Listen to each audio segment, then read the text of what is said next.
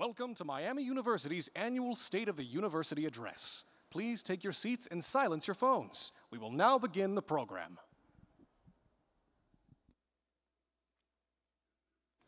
Good afternoon, and welcome to this year's State of the University Address. My name is Danny Martin, and I'm the 2025-2026 Student Body President. And I'm thrilled to be here as we celebrate the incredible momentum at Miami University. Thank you so much for joining us, whether you're here in person or via the live stream. Before we begin, it is my pleasure to welcome Miami's Red Brick Brass Quintet to the stage.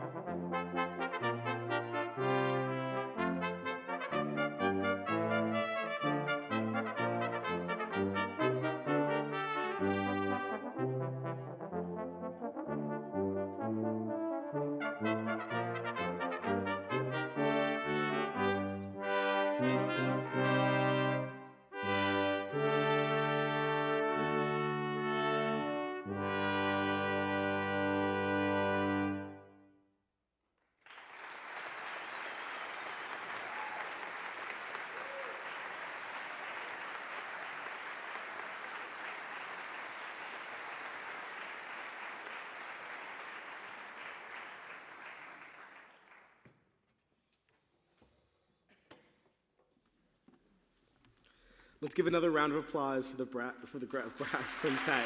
What a fantastic performance.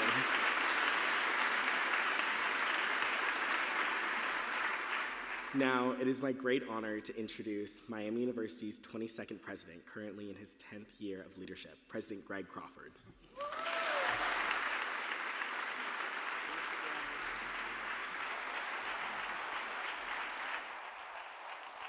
Well, good afternoon, and welcome to the State of the University Address. It's great to have you all here today. We have a lot to cover, so put your seatbelts on. And today is about momentum. It's about where we're at today and where we're headed in the future, and all of the wonderful Miamians that make this all possible. So let's first give it up for the Bread Brick Brass Quintet. Another time, they were fantastic.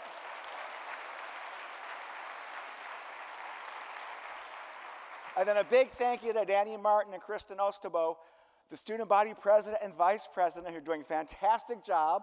They're a leadership team, and all the ASG senators at Miami's campus here who put energy and commitment and dedication into their school every day. So thank you to all of them. So today's themes will be threefold: built to last, and I'm going to talk about our early numbers and enrollment and research in our campaign. And then I'll jump right into design to transform, and that's going to be where we're at and where we're headed with our brand new strategic plan, Miami Thrive. And then driven to lead, I'm going to give you wonderful stories about Miamians who are making a big difference in servant leadership and leadership across our campus, the nation, and the world. So first, built to last. This is not about standing still, but it's about moving forward with strength, direction, and momentum. And so let me give you a few of our early numbers. So if you look at this entering class of fall of 2025, they did not just show up, but they showed out this year in a fantastic in terms of their numbers. So you look, we have about almost nearly 5,000 students who are here at Miami across our three campuses. And their average GPA came in at 3.75 across all those. And then furthermore, they transferred in about 20.5 credit hours. So that's more than a semester's worth of work. And so that was just fantastic. If you look at our honors class, it was the biggest ever this year at 589. Their average GPA was 4.43, and they transferred in over 32 hours of college credit, which puts them a year ahead of schedule. And if our application pool is any indicator of the quality that's coming next year, we're in for a great, great treat. So far, our domestic Ohio students are up 23%. If you look at our domestic non-resident out of state, we're up almost 9%. And overall domestic, we're up 14.9%. Overall, we're up 12.4%. So we have a little bit of a dip in our international students this year. Student accomplishments. Again, Miami students showed their great passion and their intellect and their character and we're competitive for the nation's top scholarships again. The last 2 years in a row for national fellowships, we broke records here at Miami. And here's just a few examples. Kada McCullough, a Goldwater Scholar, is a physics and a math major. That's what I did. So, Ethan Balek is a Goldwater Scholar who studies biology and environmental science. Then Emily Wang, a Goldwater and astronaut scholar who studies biochemistry and pre-med. And then you have astronaut scholar Grace Koo, who studies statistics and also business analytics. So they're fantastic students, highly accomplished, and we're so proud of their accomplishments. Phi Beta Kappa is the honorary for arts and letters and the arts and sciences and so forth. And every year we get more and more inducted. This year was at 262, so it was 100 more inductees than our previous record year of last year. It's the top 10% of students in that area, so their average GPA, their GPA cutoff, the floor had to be 3.88 or above, and so quite the accomplished group of students. So very happy with that progress. Our research progress, after 8 years of increases, we experienced a temporary slowdown. We have a bit of the nature of the federal government right now. It's unclear in terms of how they're going to fund research in the future, and so there was a lot of hiccups. There's no doubt about it. We're still in a holding pattern on the indirect cost rate. We're still at our regular indirect cost rate, but we don't know where that's all headed. But we are committed to navigating these shifts and continue to bolster our position in research and scholarship. And then our campaign and endowment progress. So great years ahead of us and behind us that added up a lot of great resources for the institution. First on the endowment, which are the dotted lines. In 2016, we were right around $465 million. Then this year, we reached above $1 billion mark on the campaign. So, on the endowment. And so that puts us in a special class of universities. There's only about 150 or so that have that level of endowment. So it's great to be in the $1 billion club there. And then the on the campaign there on the bars, what you see is our progress over the years as we started our campaign. Currently, we're at $790 million, and we want to get to that $1 billion mark, and we have 2 more years to get that done. So we're very excited and pushing hard on the campaign front. Of that $790 million so far, 86% of that number is actually going towards academics and academic programming, and then 39% of that overall number is just dedicated to scholarships on the academic side. So we're very excited to move forward and get the campaign done.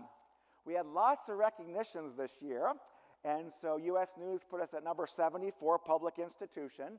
LinkedIn came out with their first ranking, and it was interesting because it was all based on outcomes. And we got ranked in the top 50 there at 35th, and so we were very happy with that to see so highly ranked on that portion of it. Then Rival IQ looked at D1 institutions to see how their social engagement was as a university, and we ranked number 3, and so really good news there. You gotta get this book, Dream Schools. Guess who's in it?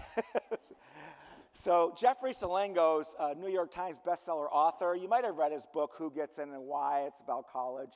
And he wrote this new book, Dream Schools, and Miami is in it, and it just reflects perfectly on what we do. And so if you get a chance, read that book, but we're so glad to be in that cohort. And then U.S. News rankings, and so we're on the map in a few new areas that we haven't been before. We've always been top dog in undergraduate teaching, and again, we went from number 3 last year to number 2 this year, and we're tied with William & Mary. In terms of entrepreneurship, our entrepreneurship program has always been in the top rankings with Princeton Review and Entrepreneurship Magazine. And this year they broke into the top 25 on U.S. News, and they're coming in at number 8 on the public side. This one is fantastic. We're always so proud of our undergraduate students that do research and even become published as undergraduates, things that oftentimes only graduate students do. Well, on the undergraduate side, we were ranked number 7th this year for the first time in terms of engaging our students in undergraduate research and creativity. And then our Writing Center, just phenomenal in the top 25, number 2 public, and in fact, there was only 2 publics there in the writing rankings. It was Iowa and Miami University. And we're so grateful to the House and the House Center for Writing Excellence for all that they do here on campus to really advance writing in all of our students. And I'm going to go back here. The Sustainability Park. So more good news came in about our rating, which is called the STARS rating, and how we do around our sustainability efforts on this campus. And as you know, we invested in geothermal, so we use the ground as a battery more than a decade ago. And up to this point, we've already reduced our carbon footprint by 50%, but nevertheless, we have a finishing project going on down in front of Millette for geothermal, and we have a new solar field that's on the Western campus. If you haven't seen it, go check it out. It's really amazing. And thanks to Sharon and Graham Mitchell, who gave us a principal gift to make this happen, it'll be on the Western campus. It's almost done. We'll have a grand opening rather soon. It'll also be a sustainability park. So you'll be able to walk your dogs or go for runs or whatever you want to do over there. And also it's situated right next to the geothermal facility. What's cool about this project is that underground is geothermal and on top of it is solar cells. And so we're doing dual use with that. So we're quite happy with that, and we're very excited about our Gold Stars rating. And the business school, the top 10 business schools to watch in the country. So this is truly excellence in action. So a big congratulations to our FSB leaders and staff members there and all of our faculty at FSB. And what a year for the Red Hawks. So it was a record year, and we had 10 championships.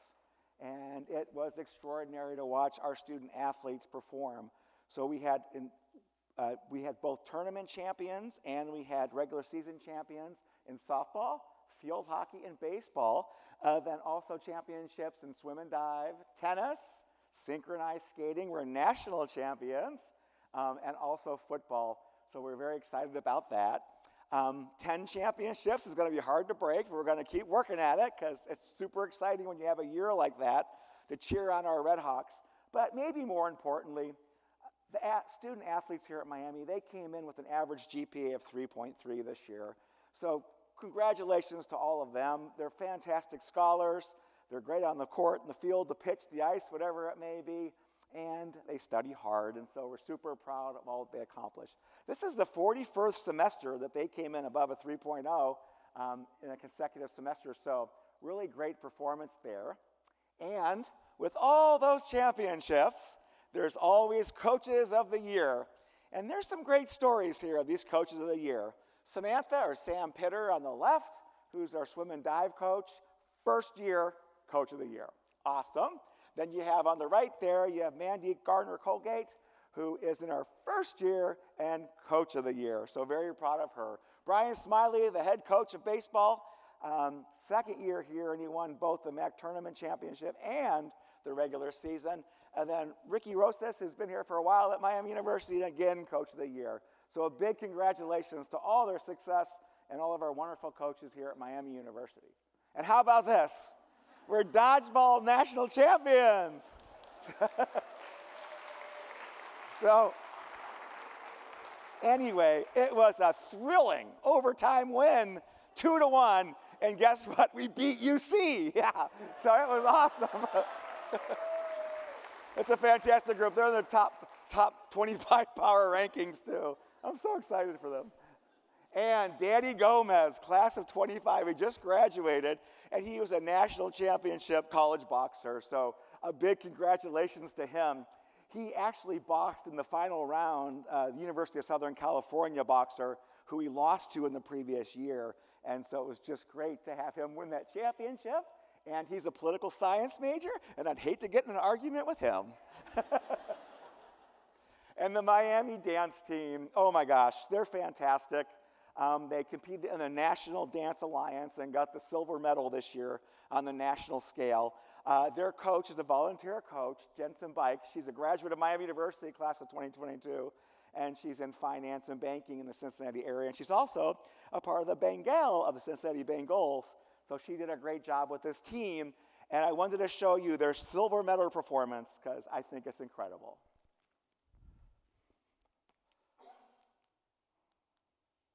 Oopsie.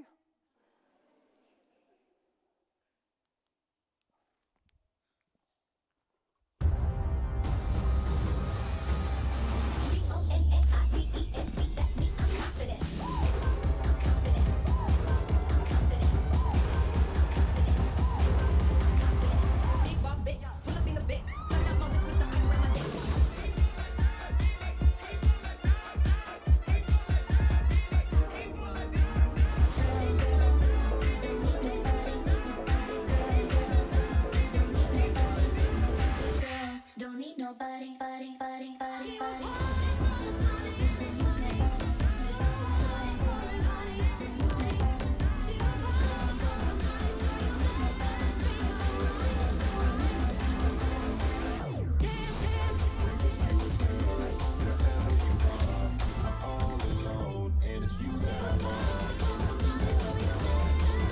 How about that?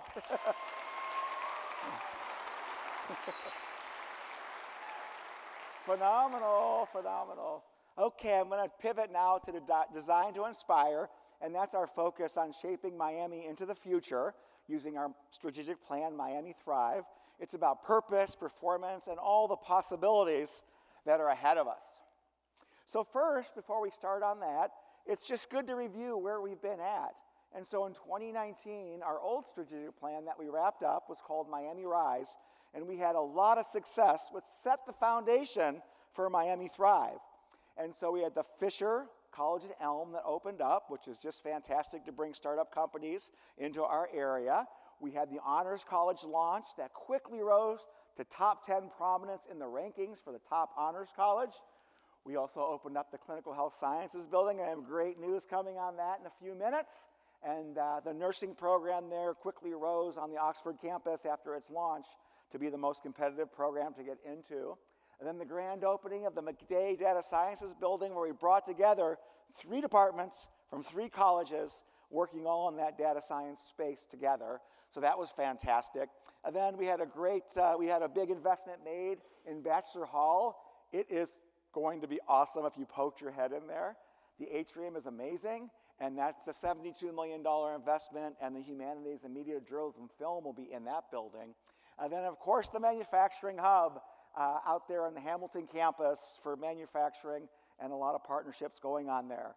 So we have a great foundation, and we had a lot of success with Miami Rise, and now we're jumping in to the new plan, Miami Thrive. And so there's a few things about this. We created some values around what we were after for this plan. And they're around student-centered transformative ideas, an unwavering commitment to excellence, and also operational efficiency. And when we created this, we really thought through what it would be like in 2035, in 2035, and we call that future-back thinking. And so how do we prepare for that future?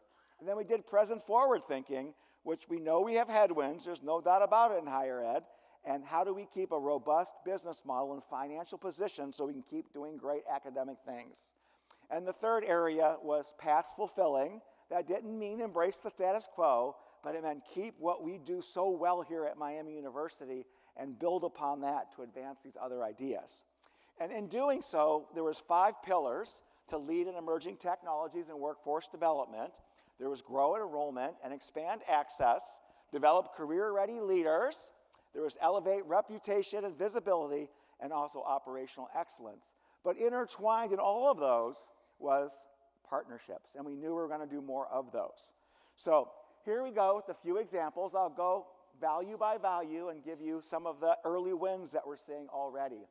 So first, the transformative ideas. Miami Thrive ideas were big and bold, and they're going to redefine our future, but they're going to position us to be future ready as an institution. So first, the Urban Bridges concept. We've done great things in Cincinnati with Over the Rhine and other programs in Centrifuge and Teach Cincinnati, and we're just really present there. And we really thought we needed to be more engaged in Ohio, across Ohio, city by city, citizen by citizen. And so we're thinking through how to do that. Cleveland will be our first big sort of positioning, and we'll be up there right next to the Cleveland Clinic, so we're super excited about that. And then what we're going to do is look at the areas in this state that have strength or have a lot of possibilities for us. So in Cleveland, it's quantum computing, there's professional sports, it's a great entrepreneurship community, phenomenal healthcare, and all kinds of other things, such as the Federal Reserve Bank is one of 12 up there. In Columbus, of all things, they're known for fashion too, besides government. And so it's great there, and great healthcare there, and a lot of entrepreneurship. And then in Cincinnati, we have a lot of manufacturing in the area, healthcare, aerospace, and so forth. So we're going to position ourselves to be in these areas and build out opportunities for our faculty and our students in those regions. And so first off is Cleveland. and we'll tell you a little bit more about that in a minute. And as we started to go through this process of Miami Thrive, we knew we had to partner more. We know when we partner, the whole is bigger than the sum of the parts. And we had great partnerships in place. We have a wonderful partnership with Stryker, who outfitted our clinical health sciences building. Tri-Health takes care of our students and our student athletes. Then Lilly has a Lilly Leadership Institute in the College of Engineering and Computing. So we've done well there. And we also have groups of folks, organizations that work with us. So our Paper Foundation group has 42 company partners. WorkPlus has 20 partners. That's the program where students go to school, they get paid, and their tuition is remission happens, so that's a free, debt-free education. The Advanced Manufacturing Hub of 30 partners. Early College Academy, where students get a high school diploma and an associate degree simultaneously with 10 school systems. And our Center for Analytics and Data Science with 4 industry partners. So we've done well there, but we wanted to do a whole lot more. So the early signs of success in this area is a lot of new partnerships. So first is Ohio Means Jobs, and they'll be moving into our manufacturing hub on our Hamilton campus. So for workers that are displaced or laid off or looking to pivot to a new area, or they want to upskill so they can get promoted in their current job, they're going to be able to go to Ohio Means Jobs and then get sent downstairs to do a certificate or a degree program. So we're very excited about that. The Bengals, very exciting partnership, and we love working with them. And so there's all kinds of educational opportunities that we have there in that partnership, including internships, and I'll tell you a little more about that later. And then our relationship with Butler Tech has just grown and grown and grown. They're part of our manufacturing hub, but we're all integrated in that building.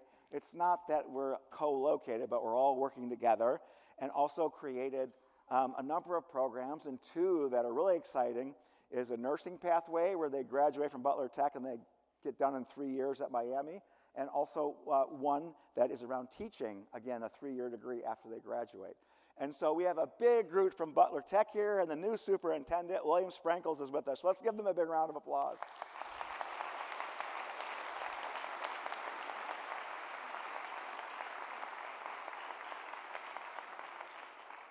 Now, Cleveland Clinic. I'm going to spend some more time on this, and I grew up in Cleveland.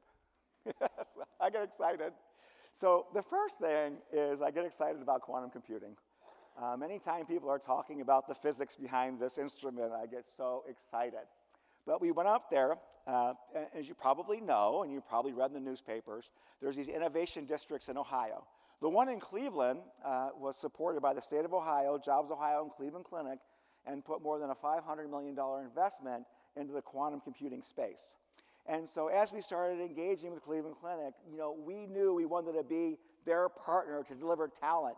We know our graduates are phenomenal, and the rest of the world's going to know it too. And so we wanted to create a degree program around quantum computing at the bachelor's level, which we believe is the first one out there, so that we can deliver talent to that Cleveland Innovation District and to Cleveland Clinic. So the program fell into place quite nicely.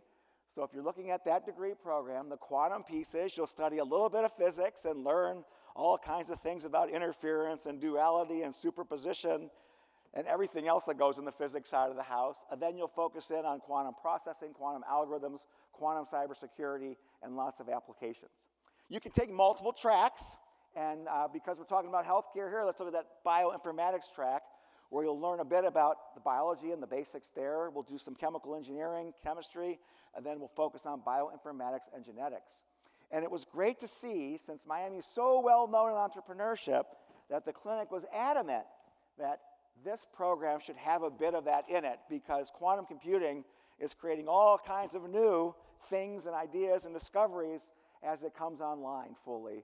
And so we did that. So the degree program is very exciting. And if you have an affinity for computer science and entrepreneurship and biology, it's really a great fit for you. So we're so excited about that. And then as we moved on, we started working with Cleveland Clinic in a bigger way. It was idea after idea after idea. We love working with them. We had 2 great teams that we pulled together, and it went very quickly. It went from quantum computing degrees to internships to graduate programs. And then today, I like to say, this is very exciting for us, but we just named the Clinical Health Sciences building the Cleveland Clinic Health Sciences and Wellness Building. So a big congratulations.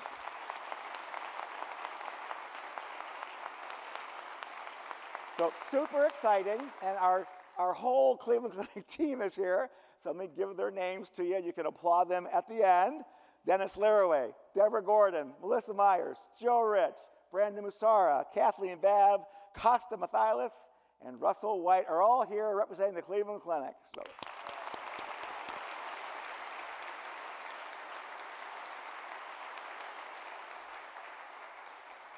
And I want to say something about this guy. He's with us too today. Don Cinco, class of 75. He's given his time, treasure, and talent to Miami, and he loves the place. He loves Cleveland Clinic. He's retired chief integrity officer there, just as much as he loves his alma mater. But he introduced me to the clinic about a year and a half ago, and it was just an exciting day, and it all got started from that kind of one introduction from that one alum. So a lot of good things happen when you make introductions, so keep them coming. So thanks, Don, and I know Don's here. Let's give him a big round of applause.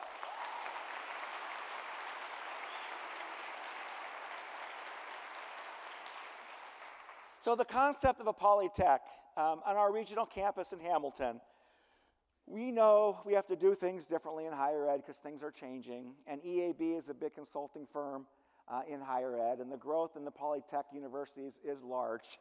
So it's grown by 16% in the last decade. And so we're transforming that model at our regional campus into a polytech. And there's several things. There's the partnership with Butler Tech and also all of our industry partners. And then we have a great workforce base that we have programs in commerce, engineering, technology, and health sciences. And then we also have a Global Miami plan that we have some new things to add in around the new law in OT 36. And so we'll get all that done. And that'll be the basis for the Polytech, and then new programs will grow from there.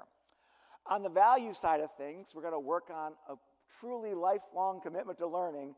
We're calling it Cycle Back and Level Up. And so those individuals that graduate can come back at any time while they're working and keep leveling up and keep getting promoted in their company and so forth based on credentialing or degree programs that we offer. Second, we want to do experiential learning. Learn by doing, improve with practice, and grow through experience. That's what polytechs do in a big way. And so we'll really focus on that hands-on learning. And then there's stakeholder input. We know we need to include industry and our community and our county and so forth in helping make decisions and helping us create the curriculum around some of the new programs that we know there's a big need out there. And Ohio's doing a lot of onshoring and reshoring, and so we're the beneficiary of companies moving to this great state. And so this will be a great fit for that. And we want our faculty members to be at the frontier of their field, at the cutting edge. And so we'll have opportunities for them to work at local companies and also have local companies working and teaching at Polytech, and then having access to all the resources that these companies have in terms of their laboratories and facilities and so forth. Let our faculty members work in those. And so it is a big group working on this concept and this vision and moving it forward, but it will launch in the fall of 2026. And then our online expansion has been going very well. If you look at what we did is converged our departments and made one online focus and centralized what was at Oxford and the regional campus, and now we're pulling in more partners as well. And there's 3 areas: workforce, micro-credentialing, and innovations. And on the workforce side, we've created a lot of new master's programs that are fully online and also a few 3-year degrees at the regional campuses, so very exciting there. On the micro-credential front, quantum literacy, AI basics, AI generative AI, and also stackable certificates in our MBA program. And we're trying to be very flexible at this, so one of the innovations is, can we start at any time, the students, during the semester and not just in the fall or the spring? So we got that all worked out. So far, so good. Blake Faulkner's their new lead of that office, is doing a great job. The unification went well. Just one example, there were 750 already registered for the AI Basics course, and we're trying to get that pushed out to all of our employees as well, because it's a great way to learn AI and learn new things and how you can apply them at work. So far, so good. A lot more activity in the online space than we've ever had before in a very short time since that merge. And advancing athletics. So there's a nice picture of the new arena that we're raising money for right now through philanthropy. And so our Millett Hall has a pretty big price tag on it to renovate it, to get it up to snuff. And so we have all kinds of deferred maintenance, and it exceeds $80 million. And so as we step back to think about what we could do with the $80 million, we're going to put it into a newer facility and then fundraise around the rest.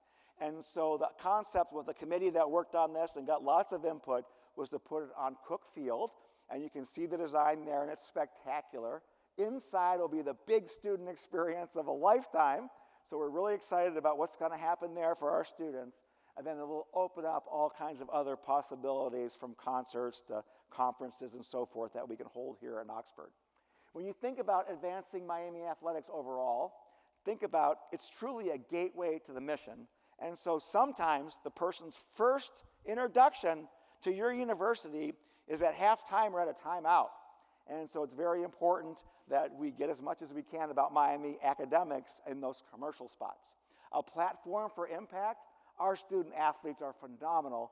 They're out there advocating for various causes. They raise money, funds, and awareness for diseases, and they're really out and about making an impact with their status as a student athlete.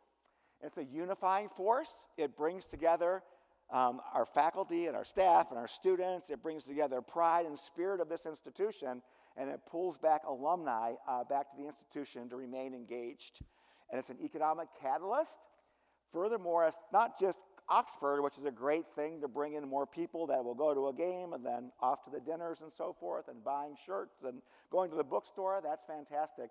But just the economics of the Snoop Bowl last year. Snoop Bowl is awesome. Snoop is pretty cool. But in any event, the media value of the Snoop Dogg Bowl was $225 million. And so it's just fantastic on the economic catalyst side of the house, both for the institution and also our community. And then it truly is an incubator of leadership. Our student athletes are leading everywhere in this community, and I just love to see it. We also have this wonderful program in athletics called Champions for Life, which focuses on leadership skills and mindsets for our student athletes. And it intersects with the academy in so many positive ways. One is one of our most popular majors is sports leadership and management. And we have about 40 interns a year that are getting hands-on training working at our athletics department. So we're very excited about that. And then our SLAM faculty members are working on sport, of course, but also a lot do college athletics as well. And so advancing Miami athletics is advancing Miami University. And then there's a bunch of other first wave initiatives that we're working on. And I didn't go through them all today, but I'll give you a kind of a quick thumbnail sketch of these. First, the experiential learning group is off and going, and we want to do more hands-on work with our students, more experiential learning with our students, and that involves more internships, double internships, study abroad, service learning, volunteerism, and so forth. And so really framing this in a different way and putting a structure around it such that our students all have a lot more opportunity in that area.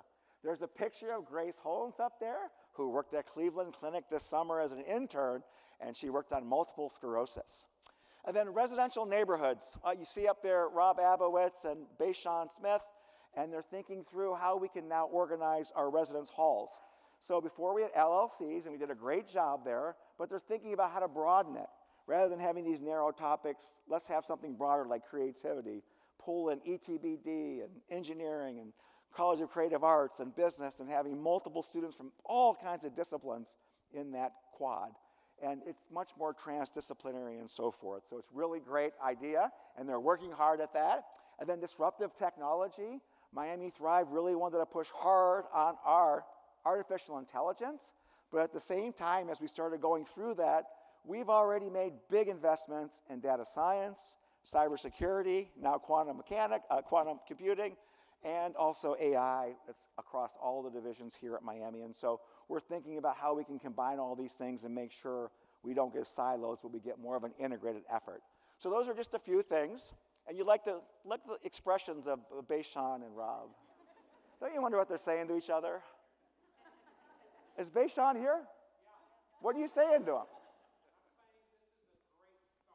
Oh. It looks like you're being a little dismissive of Rob's idea. That's what I would say. but thanks to everybody who's worked in Miami Thrive. So excellence.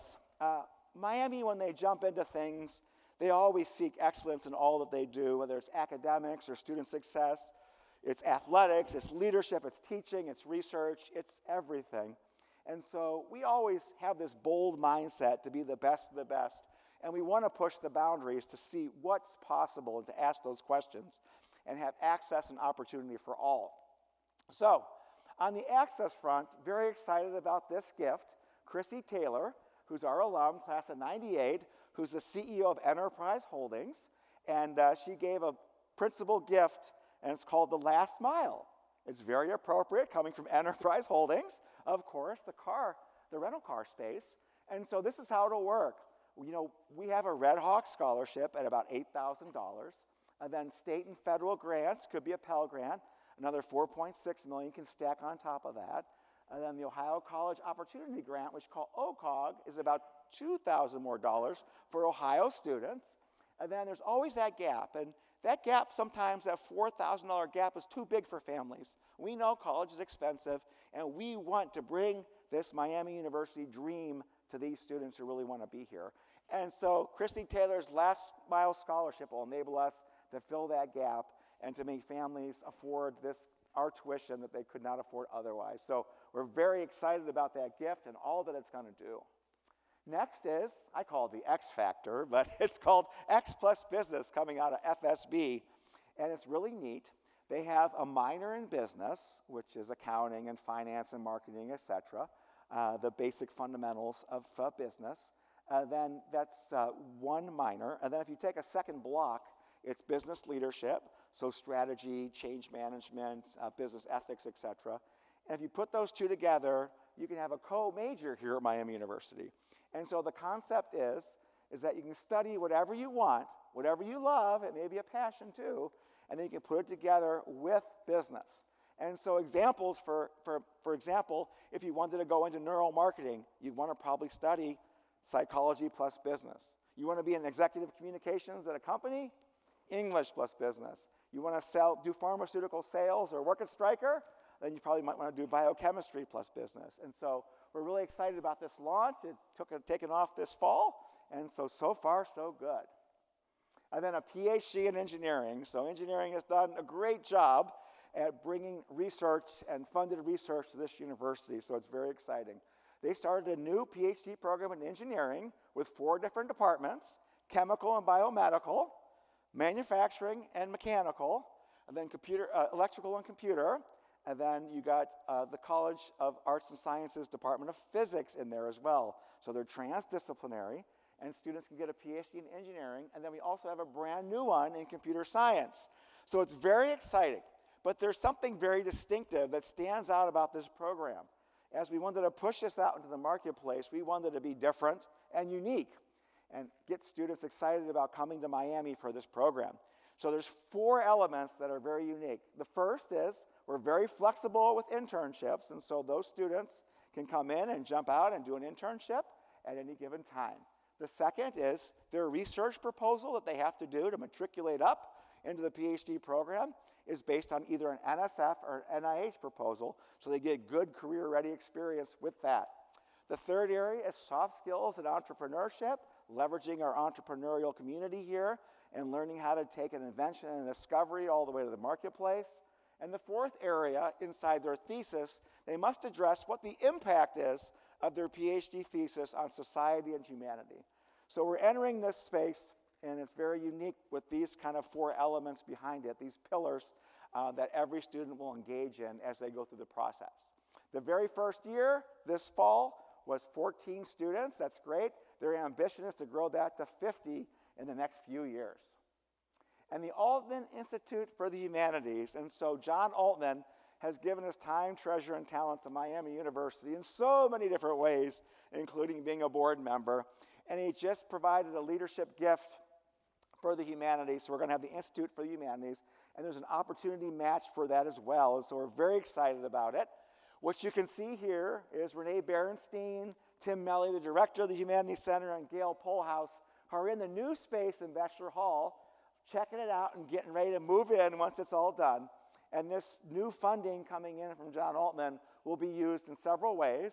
First, seminar-style courses on classical text. The second thing is to bring more experiential learning to our humanities students. And the third area is to assemble and bring together interdisciplinary, transdisciplinary teams that will tackle grand global challenges of our time and also those enduring questions of our age. And so we're really excited about this gift and all that it's going to do for our humanities. And then in terms of operational efficiency, we know we have a lot going on out there with higher ed. It's a tougher landscape than ever before. And it's going to get tougher because there's going to be fewer students. And there is going to be fewer students. We know the birth rate 18 years ago. So we do know those numbers, and they're robust numbers. But we have to be bold. We have to be efficient and we have to be wise with every dollar we spend. We have to align it to the critical path. We got to make sure we're spending it in the right areas. And we also have to fund growth areas that are happening right now at Miami University so they can continue to grow. So every resource matters, every dollar matters, and the way in which we structure things on this university matters. So first, what comes to mind when I say Workday? Don't answer that. Don't answer that. I'm sorry I asked. Anytime you switch enterprise systems, it's hard. And don't get me wrong, I know. This is my second one in my career. And in any event, we're grateful for all the effort you're putting into this. And it will make us better. There's a few things to mention and call out. First, the artificial intelligence engines behind the Workday are there to help us out and to be more efficient. And then we also have a little chat bubble if you want to interact with the robot as well. It's mobile device ready, and so 40% of our employees can use it on their phone. And then it makes us more efficient, and we're seeing efficiencies as we learn about Workday and get it implemented in many different ways. And so one example was the foundation board reporting. So far, so good. And again, I know how hard it is to change enterprise systems, and we're grateful to everybody's hard work and sweat that's gone into this. And I know it can be frustrating, but you're all hung in there, and we're grateful. And then new human resources office. And so we were decentralized in HR for years, and we decided that we really needed to pull this together to put a focus on our employees. And so we created an office, a brand new office, and it's got 3 pillars: people-centered strategy, and so that's focused on recruitment, well-being, and also care for our employees. And then you have operational capability, which is around leadership and learning, performance, and culture. And then you have operational excellence around analytics, continuous improvement, implementing technology, and so forth. So this new office is now pulling together everything and centralizing it, and it is collaborative and a strategic partnership, and there are service providers. So we're really happy where all this is at, and our brand new vice president is in the house. So let's give it up for Jessica Palatka, who's taken on that role.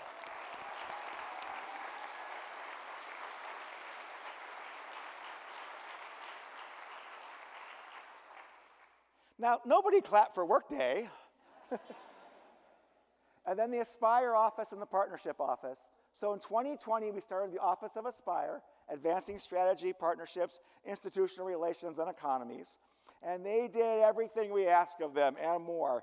They showed us under Randy Thomas's leadership what we could do when we partnered.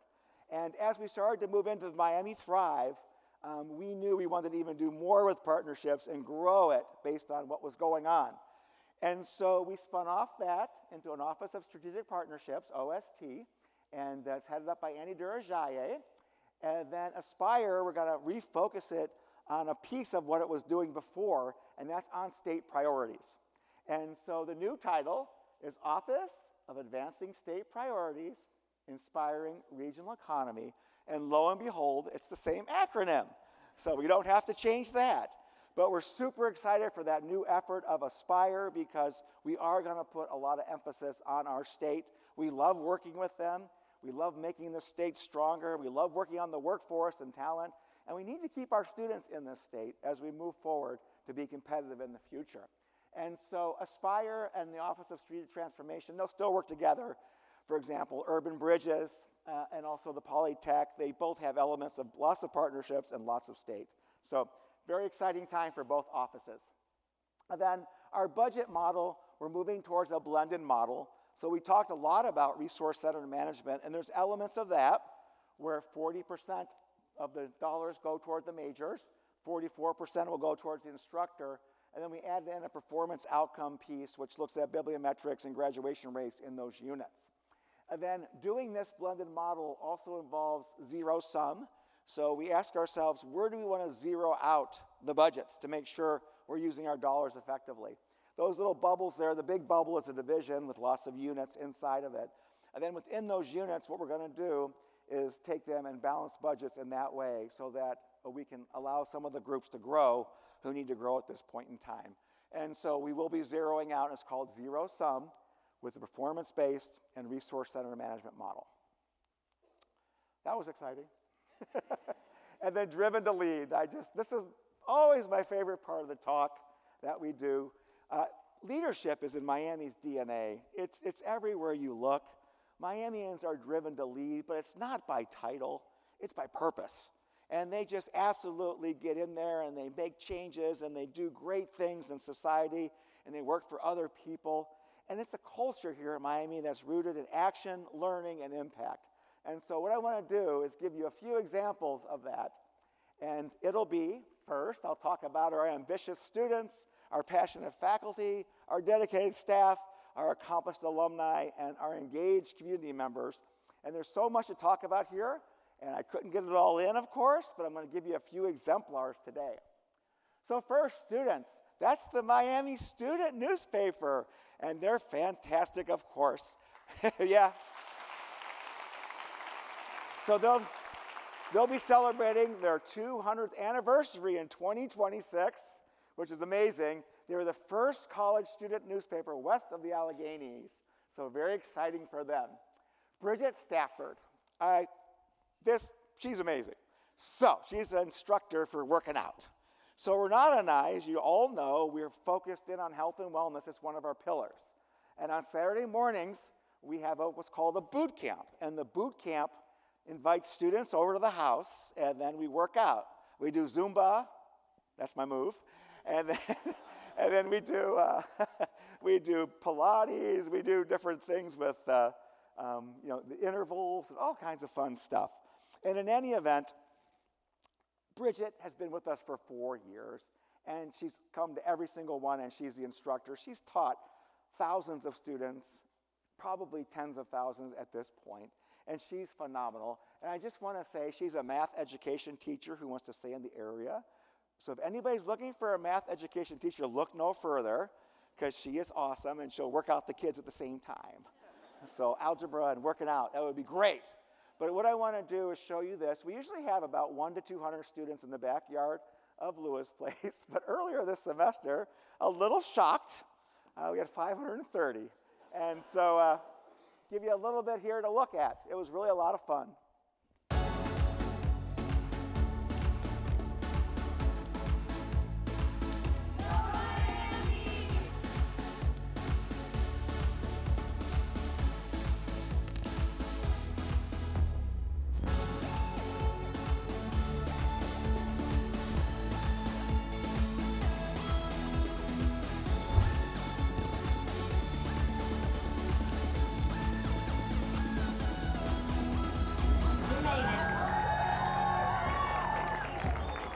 It was a blast, and I hope some of you can join us.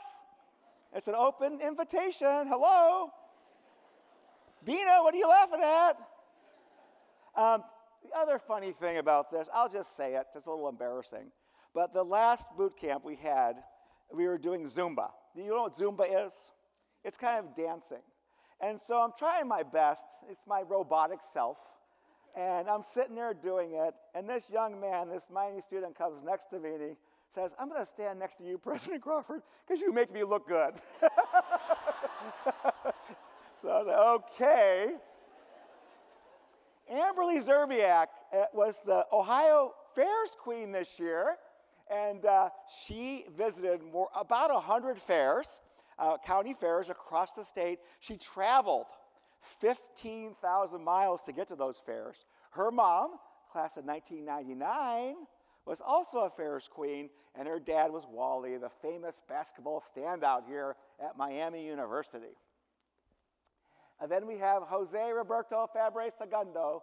he is both a physics major, and he'll stay here for graduate school in the computer science program. He had a Cleveland Clinic internship this year where he used quantum computing to analyze MRI images, magnetic resonance images on the knee for inflammation. And so he had a fantastic time, and he's very integrated into undergraduate research here at Miami University with Professor Mirza in the Department of Physics. And so, great student.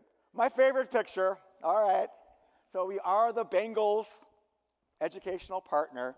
And Nikki Grau, class of 25, got an internship there after she graduated this summer. And we just learned, which is exciting news, that she got hired full time. And so those are the kind of outcomes we're after on these internships. And Jamie DeSalva is Stryker internship in Kalamazoo. She's an FSB marketing major, and she worked in orthopedics. But one of the cool things that she was able to do there, she traveled with Stryker employees, and they went out to train residents and doctors on the equipment. And so she saw how that all worked and had a great time there, and just what a wonderful experience for our students. And Xavier Rankin, he's a computer science student here at Miami University. He's worked on 2 projects since he's been here. One is a wheelchair accessible system, and the other one was an AI allocation of energy distribution or resources. And so he's also presented at a number of conferences on his work, and he is a contributor and a member of our government relations network, who I know is in the house today.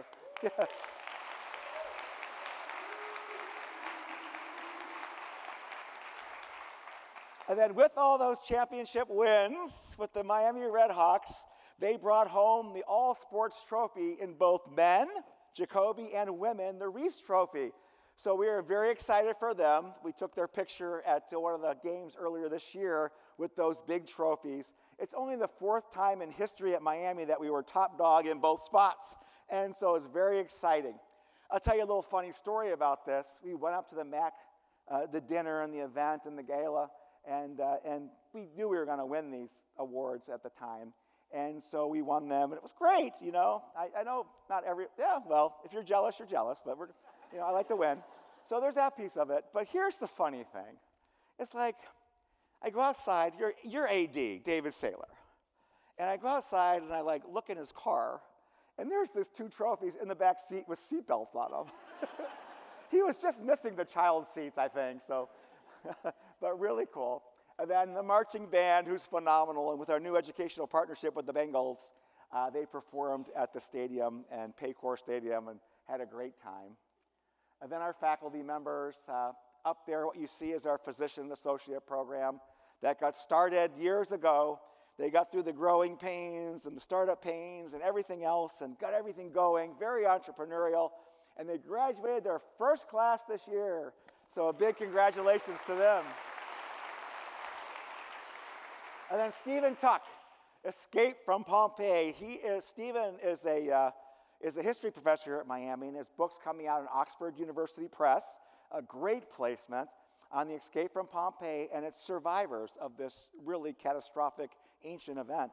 And he focuses in on the resettlement of those that survived around around their political systems, their community systems, economic systems, and so forth. And so we're going to use his book this year for our peer influence campaign, and it'll go out to more than 1,200 individuals at different universities. And Ellen Yuzerski, chemistry professor, been here for 16 years at Miami University. I know she's in the house. And she is a recipient of the American Chemical Society's, the ACS National Award for Achievement in Research and Teaching. So congratulations, Ellen. Fidel Megahead, Mohammed Mayas, Arthur Calvajo, and Jay Shan got a $1.5 million grant to actually use gamification, virtual reality to train people in the workforce around safety. And so we're so happy for that. It's a cool transdisciplinary grant with engineering technology in class, and then also the Farmer School of Business on the business side. And then Paul Reedy, he got an NIH grant, and he's in EH&S and KNH, and he works on early life physical inactivity all the way to how it impacts adult muscle quality later on in life, from matrix to mortality. So really a cool project going on here at Miami. And then the Farmer School of Business, the LIFE team, If you don't know what the LIFE stands for, it's Leading the Integration of Faith and Entrepreneurship. And they won a global award for their distinctive program here at Miami University. And up there you see Leah Mazzara, Tara Hoppy, Corey Driver, and Brett Smith. So congratulations to that team. They've also brought in $12 million since that program started. So we're very excited for all that progress. And Leron Ma, he's a professor and the chair of the computer science department. And we recruited him away from another university. And he's doing a great job here. He was part of the quantum computing team that pulled in that $7 million from the state this year. And he helped create that undergraduate degree program. Undergraduate degree program in AI came out of computer science, and also the PhD in engineering. So he's doing a great job, and he's off to a great start. So congratulations to Leron. And Dave Berg, you got a National Science Foundation grant for RU, Research Experiences for Undergraduates, and he practices what he teaches. Dave, since he started here at Miami University, has included 125 graduates in his laboratory since he began, and 25 of those, they got co-authored papers on a peer-reviewed publication. So really a nice grant so that more students at the undergraduate level can do research. And our Scripps OMA team, I don't think OMA in a box is a good way of saying this, but it's OMA Scripps. And so OMA is Opening Minds Through Art, and it was a program that was created here at the Scripps Gerontology Center, focused in on helping family members and caregivers engage with those with dementia and using the vehicle of art to stimulate their activities. And it's just been successful. It grew from Miami to the national level and then to the international level. So the next step of dissemination is entrepreneurial. So they've created boxes with all the equipment and things and supplies in it that they can send out. And so a caregiver or a family member can work at home with those that are facing dementia. So really exciting concept and idea there coming out of Scripps. And there's always one in every group. I always tell our photographers to be innovative with your pictures. This went further than that. So Per Bloland, very exciting. His new album came out. He's in CCA, Shadows of an Electric Moon. And he got rave reviews from the New York Times, and he described his music as lush and irresistible. So congratulations to Per.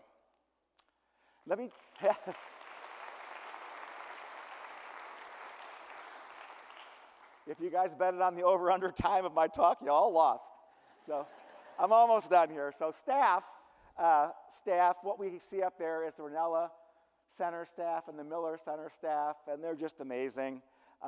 They put their heart and soul into our students every day. The Ranella Center for Tutoring, they've engaged over 55,000 students a year, and our Miller Center has 3,400 students registered, those students with disabilities. And so they really do a lot here at Miami University for student success, and you can see some of my favorite K9s up there as well.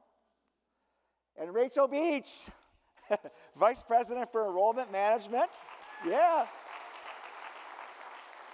She's the top 50 leader in education from Women We Admire, that organization. And Rachel, you here? You're bigger than life on that picture. Yes. Congratulations. And Megan Croswell, she's been at Miami for 5 years. She's a horticulturist, and she works on campus beauty. She maintains and provides a strategy for all of our flower beds on campus. It's meticulous and fantastic, and we're so happy we always get ranked highly for campus beauty. There's 33 other individuals on this campus that work with her to keep this campus so beautiful. And then there we go, Daryl Hallberg. He's the Associate AD in Sports and Facilities there in Athletics, and he's working on, does a lot of football helmet designs and uniform designs, but no job is too big of a challenge for Daryl. That's what his AD would tell you. And also, no matter what, he'll get the job done. And then Major Insight, James Loy. This is a great one. I think UCM's in the house. You're always the loudest, too. This Major Inside podcast is fantastic. Hope you can get a chance to listen to it. But it took home the top honor in that category for the Reagan Nonprofit Communications Awards. That was held in New York City at the Yale Club, and so very exciting, and a big congratulations to James and his team.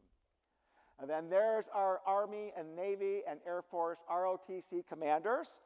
They do a fantastic here at Miami University, and just amazing individuals. So Navy, Captain Shane Moore is probably with us today, and Shane's brand new at Miami. So welcome him. Colonel Leslie Stanfield, who's been with us for 4 years, and so he does a great job with the Army cadets. And then Air Force Colonel Bob Umholtz up there is in his second year now with the ROTC Air Force program. So they're fantastic.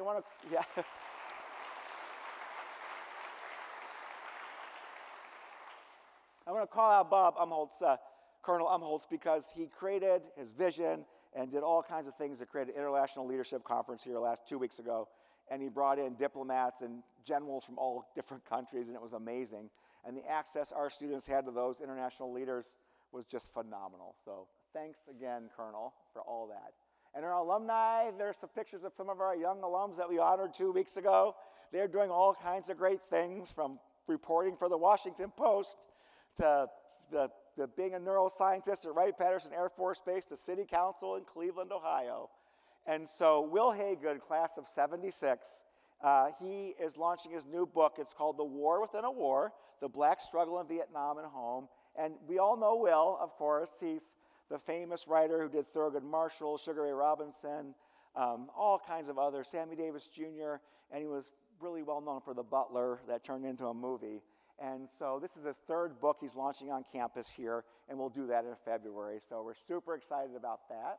And this is a great story of our Liz Bishop, our alum of class of 85. She studied zoology here for a bit, then went into teaching, and she was a teacher, but she always had a dream to be an actress. And she started doing a little bit of extra work, and she was in Little Women and Defending Jacob as an extra. Well, she got her big break, and in 2025, she did Sorry Baby, and then she did The Holdovers in 2023, and she's on the TV series The Walking Dead. So she pivoted in her career, and it's just a fantastic story. And Deon Brown, class of 24, was a sprinter here at Miami University, and he went back after he graduated with an education degree back to Middletown to teach where he grew up, and he's the recipient of this year's College Football Playoff Foundation Extra Yard for Teachers Award. So we're so proud of all his accomplishments. And our community members, there's the Knowles pumping some iron. How about that? We just signed another 5-year articulation agreement with them. They're great partners in town. So we love working with them. And their spirit for Miami is off the charts. So that's fantastic. And a big shout out to our local hospital here in McCullough Hyde, part of Tri-Health. Yeah. They keep us very healthy around here, and they got a 5-star ranking from Medicaid and Medicare, which is the highest ranking you can receive. We have 25 Tri-Health professionals on campus in our student health clinic, and they take care of our student athletes as well. And then a big shout out to our Butler County Commissioners, T.C. Rogers, Cindy Carpenter, Judy Boyko, the administrator, and Don Dixon, for their extraordinary support of this university and for Butler County. They provided $15 million for the manufacturing hub for Miami University and Butler Tech and our partners to move together, which was amazing, and also $5 million more for the College of Elm. And I know TC and Cindy and Don Dixon, our commissioners, are here today, so let's give a big round of applause.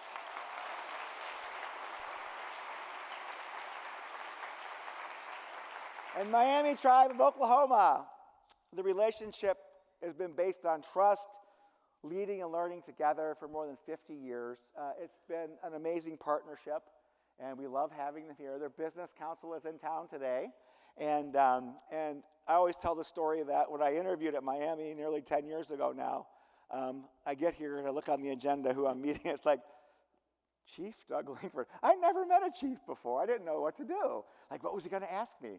And I quickly found out the love they have for the university and the partnership and all the stuff that we do together. So our friends, our colleagues, the Mia Mia Tribe is in the house today. So we have Chief Doug Langford and his leadership team, Dustin Olds, Danya Williams, Tara Hatley, and our alum, Nate Poifair, is back. So let's give him a big round of applause.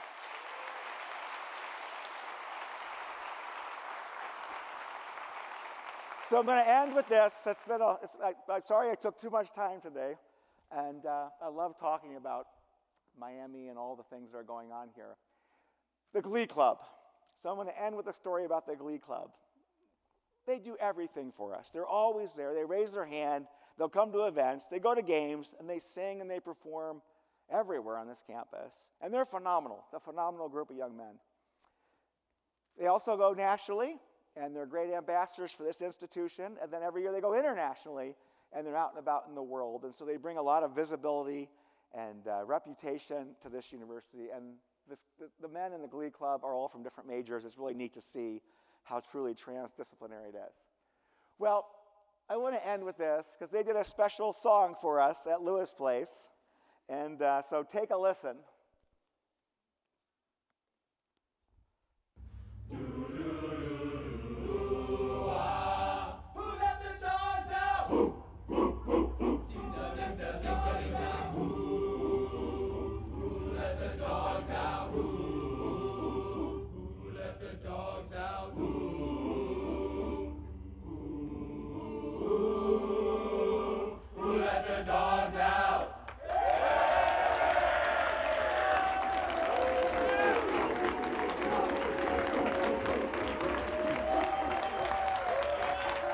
Well, thank you, everybody. It's been wonderful serving as your president, and have a great year, and truly inspired by all that you do and all that you accomplish and all your servant leadership.